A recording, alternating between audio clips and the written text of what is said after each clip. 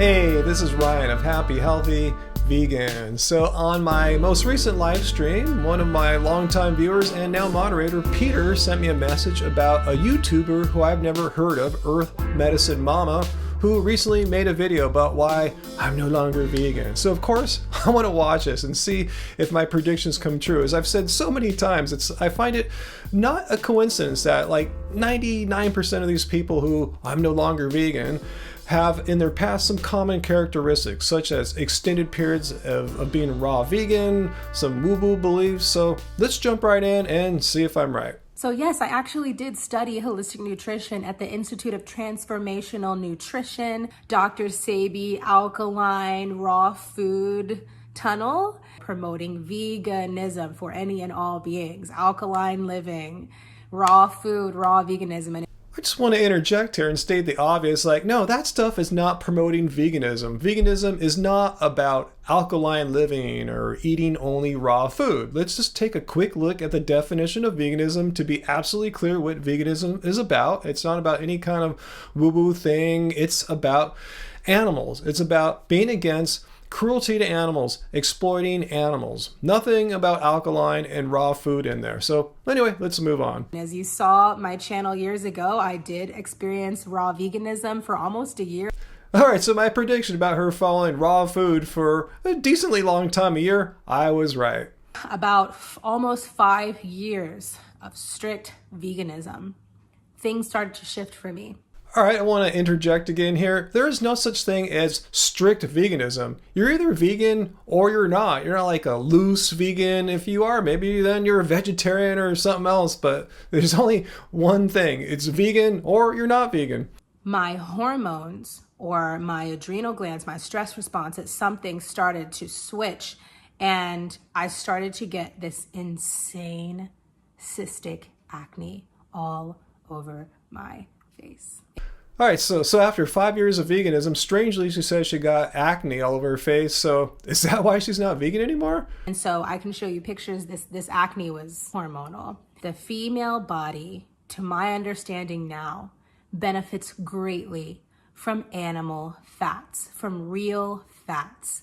What? So plant fats are not real fats? Only fats that come from animal carcasses and their secretions are real fats? I need a better explanation than that.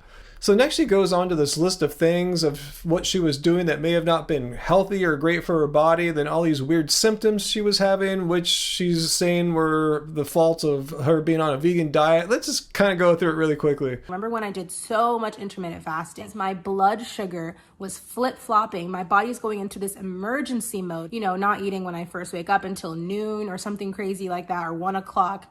My body's in emergency mode. My adrenal glands, which regulate your cortisol, are very stressed out. My liver's stressed out as well. So your body is essentially in haywire. So that's a pretty big list of things that were going wrong with their health. And my big question is, how can she be certain that all that stuff, or any of those things for that matter, can be traced back to or blamed solely on a diet of plants? I mean, that's just still not a known thing, but she says that she felt more certain that her plant diet, her vegan diet, was causing this because she got a gut test that told her to not be vegan. After getting my gut tested, I realized, holy moly, all the great bacteria I had, all of the bad bacteria I had, way more bad bacteria. Why did I have a long list of vegetables that I should be avoiding? And why did I have a great list, pretty long list, a substantial list of animal foods that I should be integrating for my specific gut bacteria?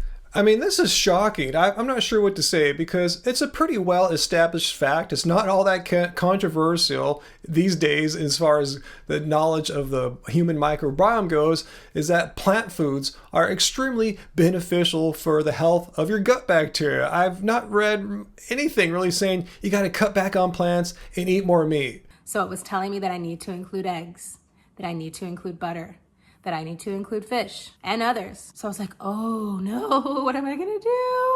And after weeks and weeks of eating butter and eggs, just the butter and eggs, my freaking face started clearing up. So that's basically it. Her gut test said to eat more animal products, and she did, and her face started clearing up, and some other symptoms got better. So no longer vegan. So if that were the end of the story, I wouldn't be making a response video. I wish her the best in her health goals and life, but it takes a turn from here for the rest of the video, where she just spouts some just complete nonsense, just conspiracy theory, misinformation, stuff you hear from people like Piers Morgan and Joe Rogan, just throwing veganism under the bus. So let's get started. It is not enough for a food to just contain protein.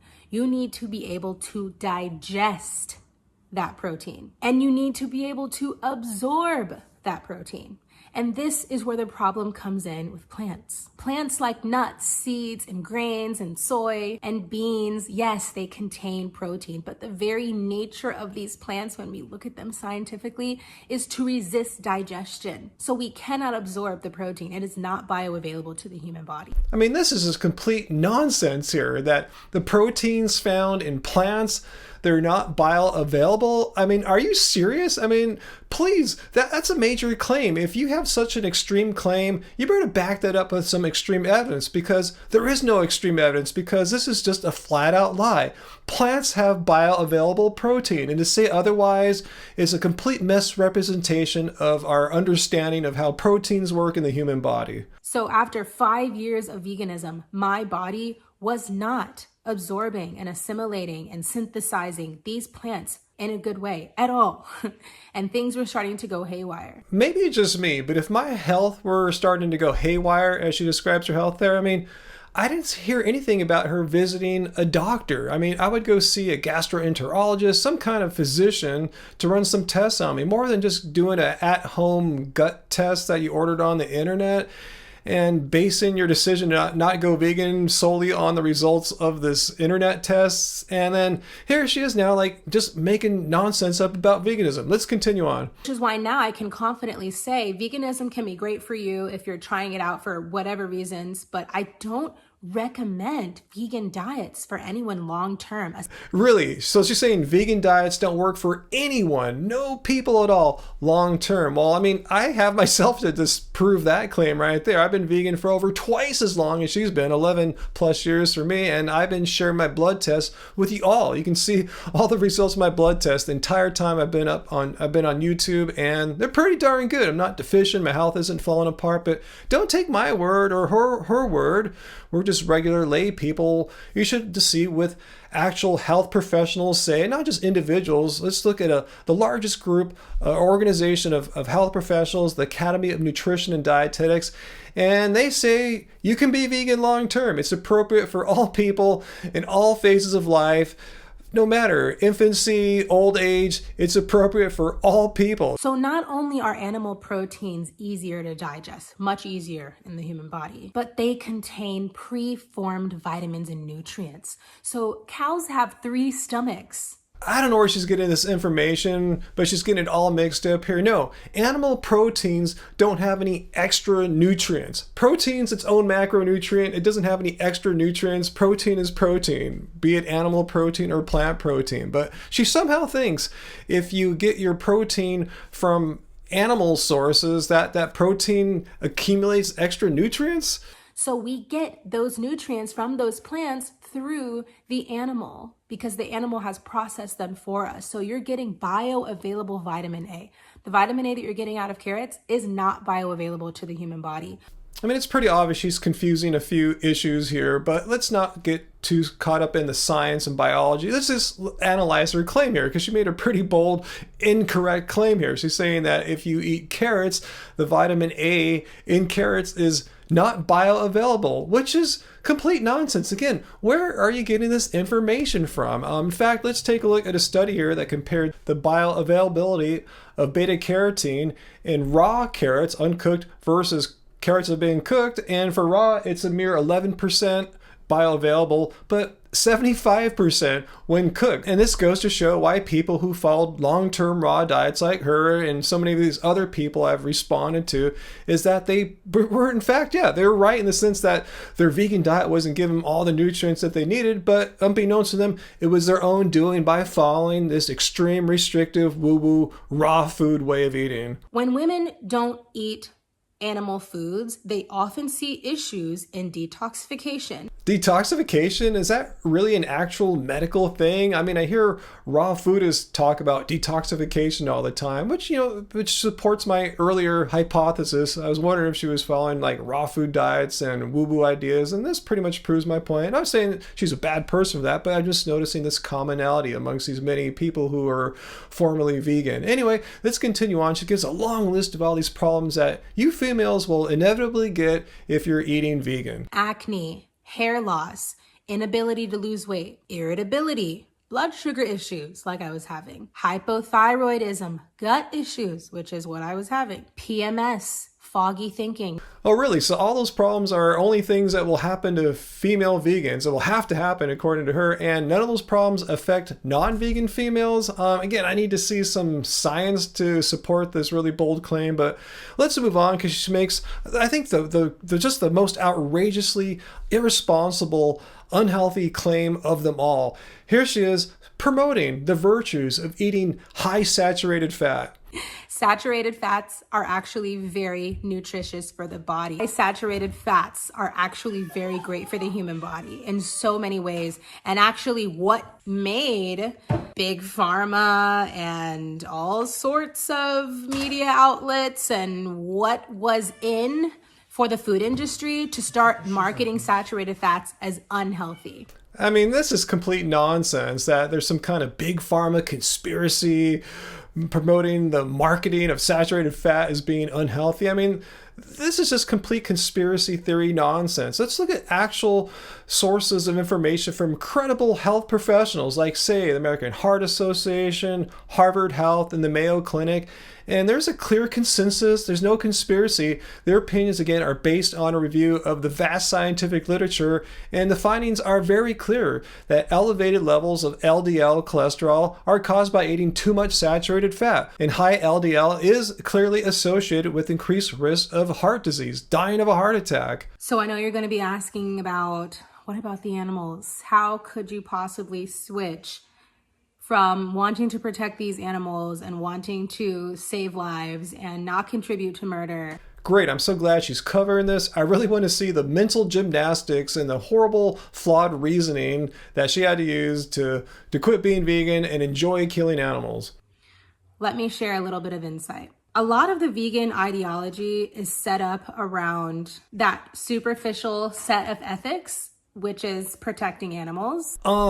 Let me just stop you right there. There's absolutely nothing superficial about taking a moral stance against humans needlessly exploiting animals. The environment, wildlife, but all of that really falls apart when you look below the surface. Uh-oh, I see an appeal to futility fallacy coming, meaning, there's no such thing as perfection in veganism. Some animal will get harmed along the way in food production. Therefore, let's quit being vegan. It's impossible, and let's just kill all them animals and not worry about it. A meatless diet is not a bloodless diet. Many animals lose their lives in the process of farming vegetables. Birds and butterflies are poisoned by the chemicals. Rabbits and mice are run over by tractors. Wow, all this sounds so familiar. It's like knuckleheads like Piers Morgan have said this over and over again. Ladybirds, bugs, things, mice, rats, all these other little creatures that are in the crop, they get destroyed in the production of wheat crops, right? So that you guys can munch your bread. You're aware that in the process of wheat manufacture and bread making, that literally billions of insects get murdered. Really, Piers? Billions? Billions.